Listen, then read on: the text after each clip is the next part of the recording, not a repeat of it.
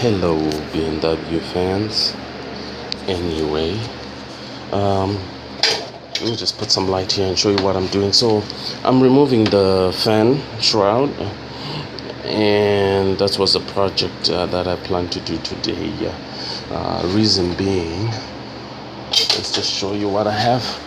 I got, it's kind of dark in here, but anyway, I need to replace the pulleys and the belts.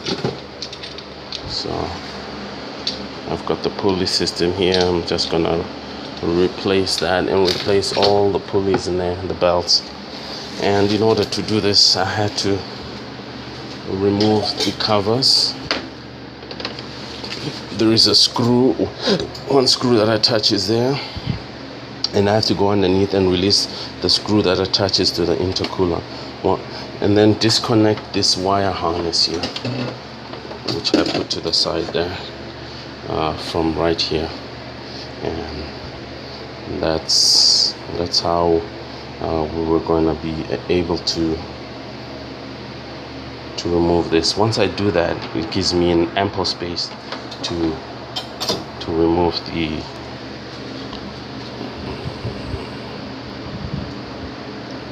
the shroud and get to the belts. And then I'm gonna do a belt change. What was happening is I was starting to get a rattle like that from time to time, and I knew my pulleys was done. My car is already high mileage, so you need to change at least 50,000 miles or so, or do not pass over 100,000 without changing that. Otherwise this will fail for you. So that's what I'm doing. So there we go. I've removed the fan, and that's the first thing you need to do, remove the fan. Once you remove the fan, this will give you access, at least more ample space to the belt. Let me just show you that. So I've removed the fan. There you can see the pulleys, and this gives me room to work with. So next thing I'm gonna do is remove the pulleys and the tensioner, but make sure that you get the sequence of the belt properly, otherwise you might have problems later on. So that's what I'm doing. So this is on an E93 BMW convertible. It should be similar to the E90. So I'm just shining light because my iPad doesn't have good enough light. I need to buy a proper camera, or maybe a GoPro for my services. Anyway, so I can show you guys better videos. So once I've done that, the next thing what I'm gonna do is remove this cover here. Yeah, that goes to the intercooler. It's part of the intercooler system, and then that will give me access to the belts, and then I'm done. Excellent. I'll show you in a minute. So in order to remove this cover there that is just in the way of the belts and pulleys, I just disconnect this hose here, the vacuum hose, and I unscrew this clip here and remove that. And then there are two screws right there at the back that will allow me to pull out that hose, or at least get it out of my way so I can get to the pulleys and the belts. So it's not that hard. Anyway, let me show you later.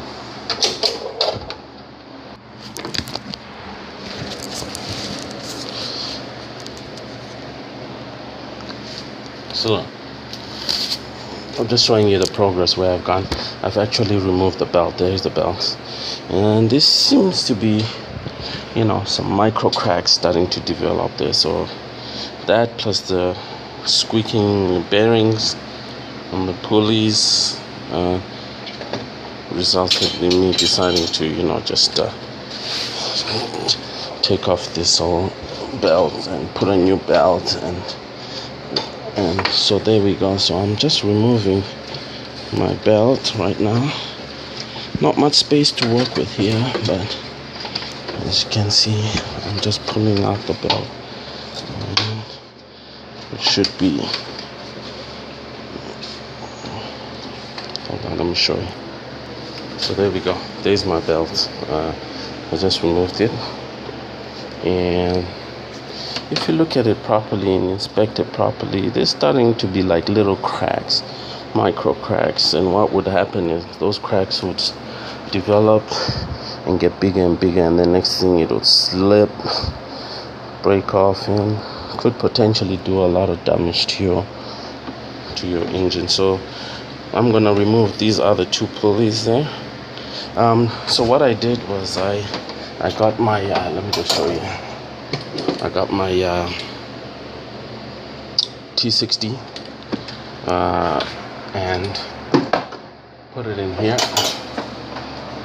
My lighting is not too good too. I don't have a cameraman today. Put it in here.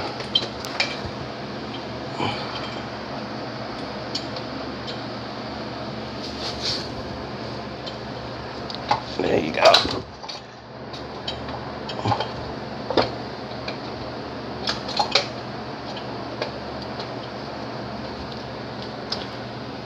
You can see, loosen the belt with that and remove the belt. So now what I'm gonna do is go in there and remove that pulley, the tensioner itself, and remove the other wheels, so that I don't have to come back here with another fault. So just try and remove everything. Don't just remove the belt. You have to replace all these. So 1, 2, 3, and the water pump is here. 4. So all those 4 wheels need to get out of here.